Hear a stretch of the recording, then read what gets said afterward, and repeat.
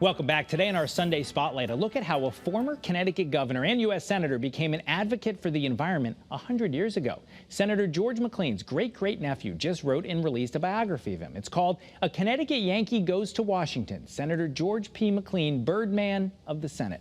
The book's author, Will McLean Greeley, joins us this morning. Will, thank you so much for being with us. Well, thank you, Eric. Thanks for having me today. So I read the book, fascinating, a great historical look, but, here's a guy, he was a senator, he was a governor, he knew 8 presidents, he was one of the wealthiest people in Connecticut at one time. How come I've never heard of this guy until you wrote a book about your great-great-uncle? I think many people of his generation were really self-effacing. They didn't self-promote, they were there to serve, and I think the rewards of service far outweighed any publicity that he might have gotten. And in addition, I was going to say, you say in the book that you heard about this relative of yours and you wanted to learn more. And when you did, you came up with this fascinating story. So what led you to then write a book about it? Well, in 2018, there was quite a bit of publicity about the Migratory Bird Treaty Act, which passed in 1918. It was the 100th anniversary. And this triggered just curiosity and nagging questions I've had about him my whole life. I always wanted to learn more about him. And he was in the Senate for 18 years and governor of Connecticut. And I knew he must have led an interesting life. So I consulted some 300 sources. And with the assistance of my publisher, the Rochester Institute of Technology Press, I uncovered a fascinating story of a life well lived. Well, so he was from Simsbury. He was very varied in careers. At one point, he was involved with manufacturing and farming, governor, senator, a lot of different parts to his life. What do you want people to take away from this book? That he played an indispensable role in establishing lasting legal protections for birds. This was really one of America's first environmental legislation that he led through the Senate. And it was no easy task. It was not cheaply won. He faced tremendous opposition from hunting and business interests, as well as states' rights advocates. And so it was a 7-year struggle in the Senate to pass this legislation that is still in effect today. It's our key protections for birds even today.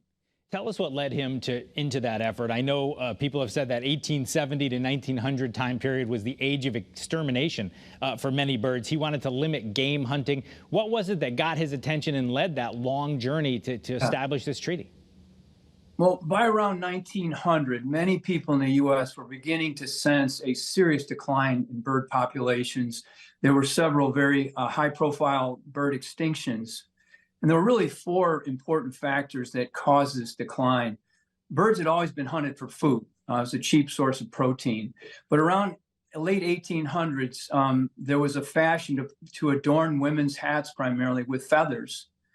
And with the rapid increase in population after the Civil War, there were more mouths to feed, there were more heads to put hats on. And so this rising demand for birds became a serious problem. But the most critical factor, Eric, was the introduction of the pump shotgun, the automatic shotgun. So now individual hunters just became killing machines. And bird hunting went from hundreds of thousands of birds per year to millions to tens of millions.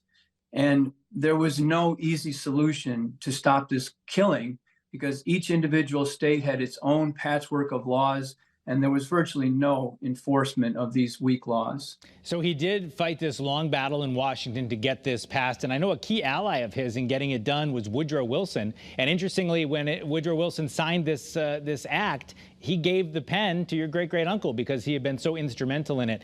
Is this a part of Connecticut history that people here need to know more about?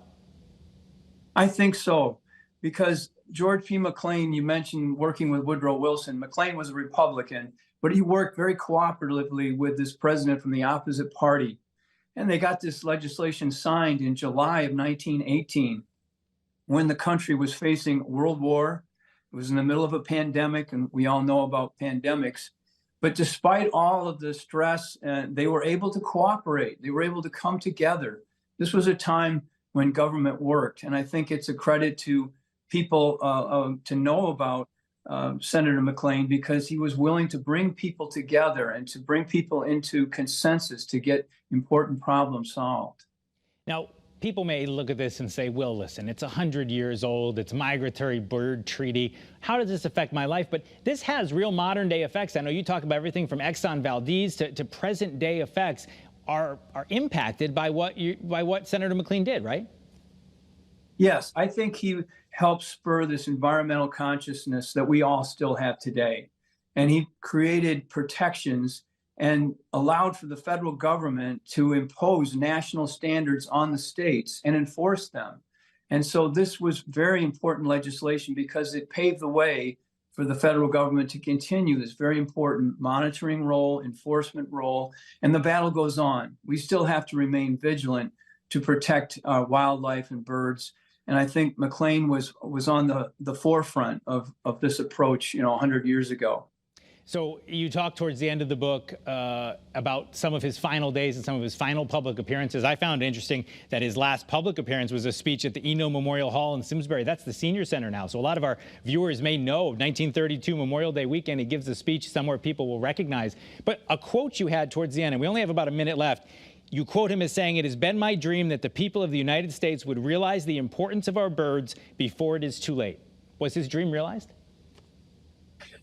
I think in many ways he did stem the tide of extinctions that were so prevalent. Many birds were on the verge of extinction when this bill passed: the snowy egret, the whooping crane, the trumpeter swan. So he started the process of halting this trend towards extinction. We still have many challenges to go. We still have to remain vigilant as people who love birds and want to protect them, to support groups like the Audubon Society and others. Well, we're all out of time, Will. Unfortunately, we'll leave it there. Hopefully people will buy the book. It's a fascinating look at this. We appreciate you joining us here on CT23. There's the book, Connecticut Yankee Goes to Washington.